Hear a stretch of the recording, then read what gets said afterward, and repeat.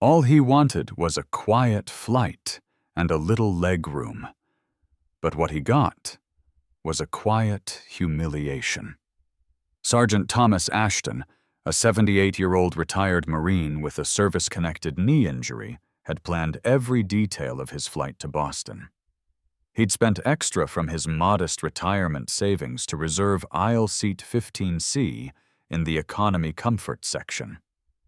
Just enough space to stretch out his bad leg and endure the 5-hour trip.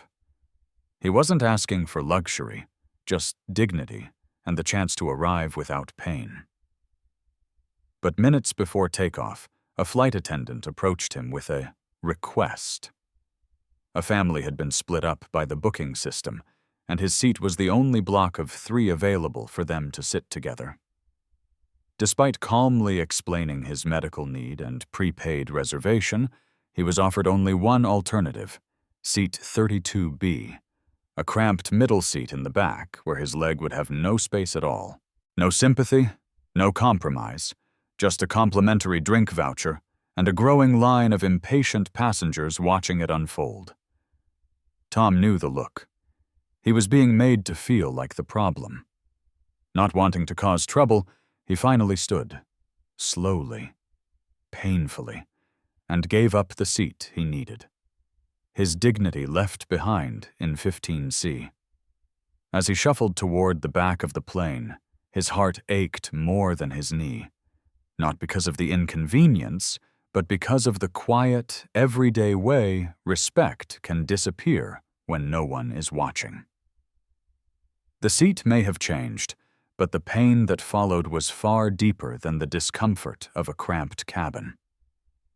As Sergeant Thomas Ashton, School 32B, he was greeted not with understanding or compassion, but by silence.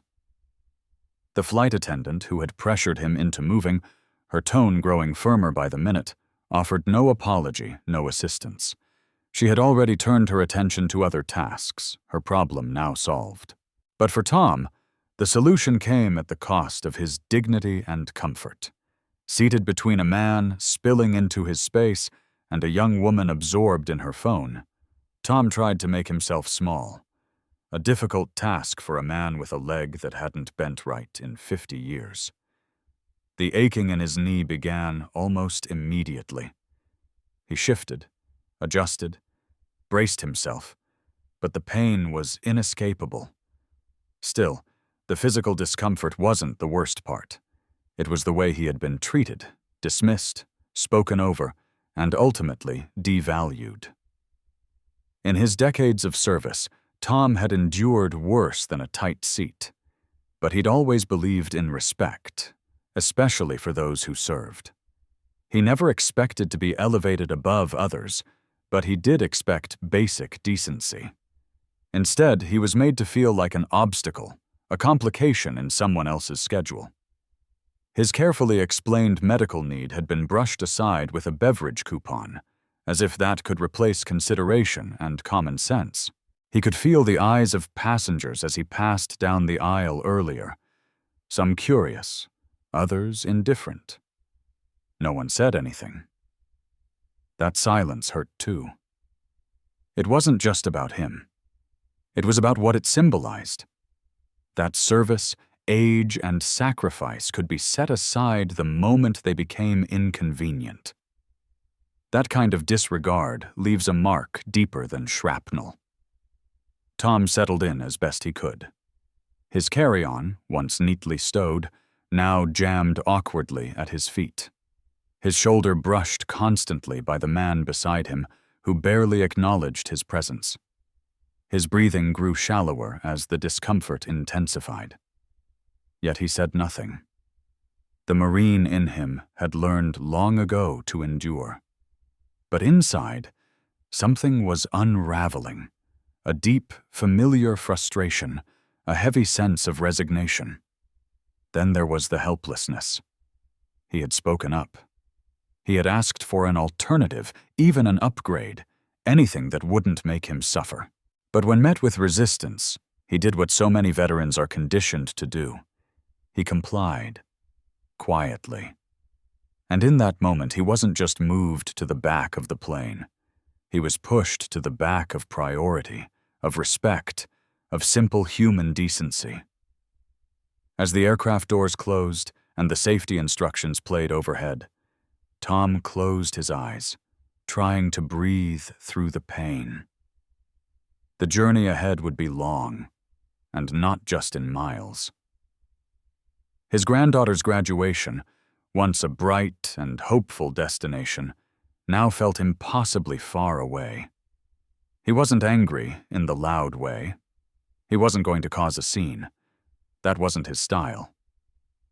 But a deep ache had settled somewhere beyond his knee, the ache of being unseen, unheard, and forgotten. Little did he know, one passenger had been listening, and somewhere on the ground, or in the cockpit, someone else was about to take notice. Sometimes it only takes one person paying attention to change everything. As Sergeant Thomas Ashton sat stiffly in seat 32B, struggling to find even an inch of comfort, a man a few rows ahead adjusted his tie and reached quietly for his phone. He'd watched the entire situation unfold from his aisle seat in row 17. The polite veteran with the limp, the firm-voiced flight attendant, the awkward shuffle to the back of the plane. He hadn't planned on getting involved. But something about the way Tom had carried himself, the quiet dignity in his voice, the subtle humiliation he endured, stirred something in him. The man was Michael Grant, a senior executive in a defense contracting firm, traveling frequently for work. He was a Diamond Elite member of the Airline's loyalty program, with access to high-tier support contacts that most passengers would never know existed. Michael knew how airline systems worked. He also knew what it looked like when someone was treated unfairly. He'd seen plenty of passengers raise a fuss over far less. An overhead bin dispute, a late beverage cart. But here was a man who'd served his country, forced into pain and silence, all for the convenience of others.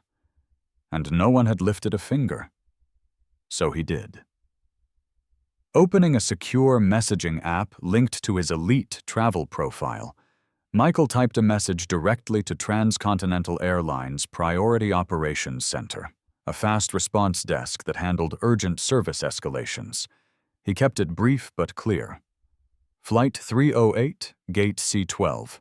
Marine veteran, late 70s, seat 15C, moved to 32B due to flight crew error, despite clear medical need. Service-connected injury. No alternative offered. Treated dismissively. Passenger now visibly distressed. Request escalation and cockpit notification if possible. He hit send. Was he sure it would make a difference? No. But he felt he had to try. It was the least he could do. This wasn't just about a seat. It was about recognizing sacrifice, standing up for someone who no longer had the strength or the energy to stand up for himself. Michael tucked his phone back into his jacket pocket and looked toward the rear of the plane. He could just barely see Tom hunched in his seat, his shoulders slightly slumped, his hands clasped tightly in his lap. There was something about that posture, the quiet resolve, the familiar pain, that made Michael think of his own father, a Korean War vet who had passed a few years earlier. Minutes passed. The aircraft doors sealed. Safety announcements began. The plane pushed away from the gate. Tom had said nothing, done nothing disruptive. And yet, the weight of injustice hung thick in the cabin. Then, 9 minutes later, something unusual happened. The cockpit door cracked open. Even frequent flyers like Michael knew that wasn't typical. Not once the plane was moving. But there it was. The captain, in full uniform, stepping into the cabin with purpose in his stride and focus in his eyes. He paused, spoke briefly to a senior flight attendant, and then began walking toward the back. toward Tom. Michael felt a flicker of hope. He wasn't sure what was about to happen, but he had a feeling something important was in motion. He leaned back in his seat, silent but watchful, knowing that sometimes all it takes is one voice raised quietly at the right moment to set real respect back on course. When the cockpit door opened, the cabin fell silent. It's a rare sight, especially once a plane has left the gate and begun taxiing. But on Flight 308, 9 minutes after the doors were sealed, the atmosphere shifted. The passengers sensed something was different. From the front of the plane, Captain David Miller stepped into the aisle, tall and composed in his crisp Navy uniform, 4 gold stripes gleaming on his shoulders. A former Air Force pilot and a man known for his professionalism, Captain Miller didn't usually leave the cockpit unless absolutely necessary. But this moment was one of those rare exceptions. His gaze moved steadily through the cabin, eyes sweeping over the rows of passengers as he made his way down the narrow aisle. He stopped briefly to speak with the lead flight attendant, not the one who had displaced Tom, but a senior crew member who, with a quiet nod, gestured toward the rear of the aircraft. The captain nodded, his face unreadable. Then he continued walking, past rows of confused and curious passengers, past whispered speculations and craning necks, until he reached row 32.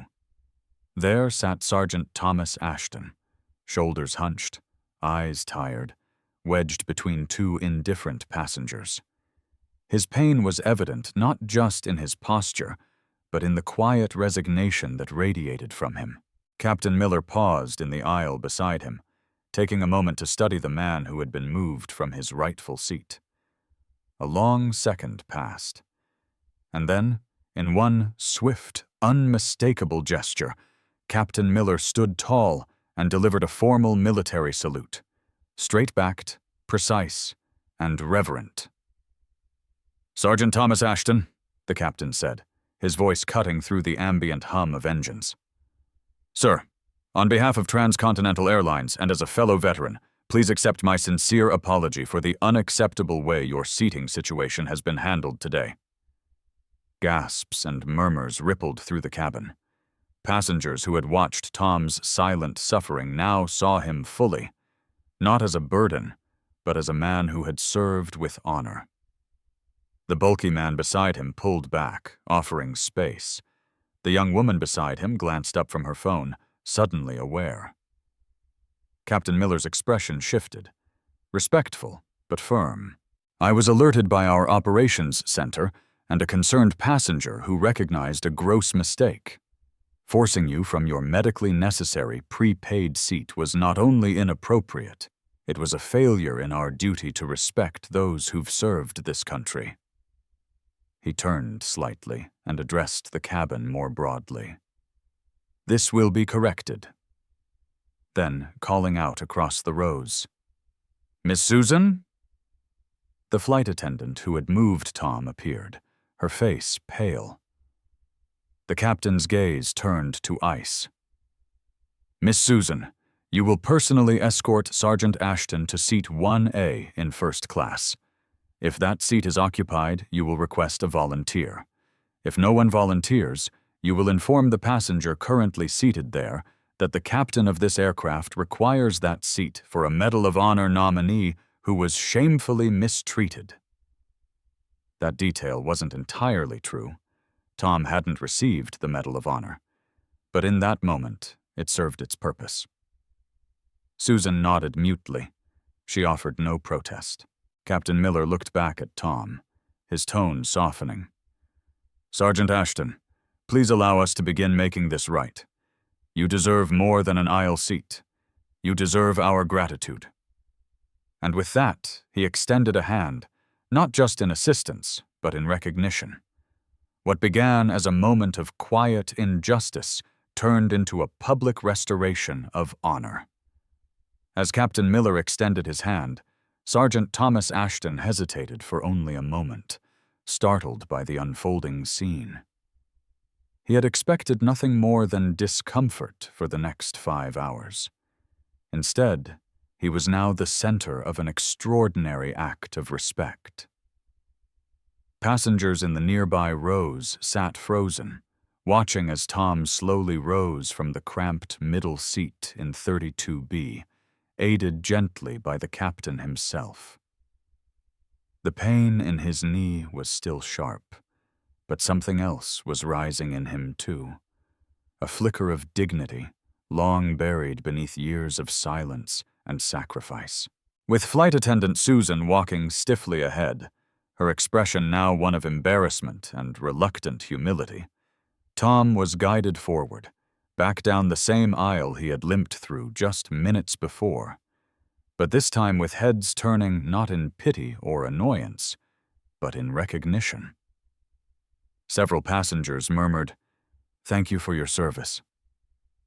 Others offered quiet nods, some averting their eyes in shame at having remained silent earlier. When they reached first class, with Tom sank into the wide, comfortable seat with a grateful sigh, his leg finally allowed to stretch freely, his pain slowly easing. A warm towel, a pre-departure beverage, and a personal apology from the lead flight attendant followed. But even more comforting than the luxuries was the presence of Captain Miller, who returned briefly before the plane took off. "Again, Sergeant," the captain said quietly, crouching beside his seat. "I apologize for what happened. It never should have. You were treated like an inconvenience when you should have been treated like an honored guest. And I want you to know, this airline will do better." Tom looked the captain in the eye, emotions stirred but steady. "Thank you, Captain," he said, "not just for the seat, but for remembering." The flight that had begun with frustration now soared with newfound warmth. Passengers, moved by what they had witnessed, behaved differently. More courteous, more quiet, more reflective. The captain's words over the intercom had made it clear. This wasn't just about correcting a mistake. It was about sending a message. That service still mattered. Leadership wasn't about rank, but responsibility. When the flight landed in Boston, Tom was greeted at the gate by a Transcontinental Airlines Special Services agent who apologized again and handed him paperwork for a full refund and a voucher for future first-class travel for both himself and his granddaughter. The airline had already launched a review of its veteran accommodation policies. The response wasn't just reactive, it was meaningful. Later that weekend, as Tom sat proudly in the audience at his granddaughter's graduation, pain-free and well-rested, he reflected not on the seat he had lost, but on the moment he was seen again. Not for his age or limp, but for his service, his sacrifice, and his quiet strength. Sometimes all it takes is one voice to speak up, and one leader to stand tall. Even at 30,000 feet, character can rise higher than altitude. Sergeant Thomas Ashton's journey was more than a flight from Arizona to Boston. It became a powerful reminder that dignity can still take flight, even after years of being grounded by silence. What began as a quiet dismissal of a veteran's needs ended with an airline captain, a fellow serviceman, standing tall to restore what bureaucracy had brushed aside. Respect. In a world often too hurried to notice quiet suffering, this story reminds us that one act of courage, a message from a passenger, a step from the cockpit, can shift the entire course of a moment, a memory, a man's day. Tom's pain wasn't just physical. It was the ache of being forgotten. But when someone finally said, "We see you," it echoed louder than any announcement. That moment didn't just correct a mistake. It restored honor. Life lesson.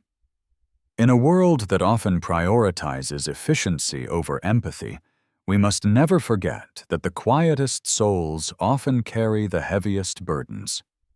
A kind word, a simple stand, or even a small act of acknowledgement can restore more than comfort. It can restore someone's faith in humanity. Veterans don't ask for special treatment. They ask to be remembered. Let's be the kind of people who don't wait for a uniform to show respect. If this story moved you, comment, "I stand with our veterans." Share your thoughts below. Have you ever witnessed a moment where someone stood up for what was right? Subscribe to this channel for more powerful true stories that remind us who we are when we choose to care. Because dignity should never be downgraded.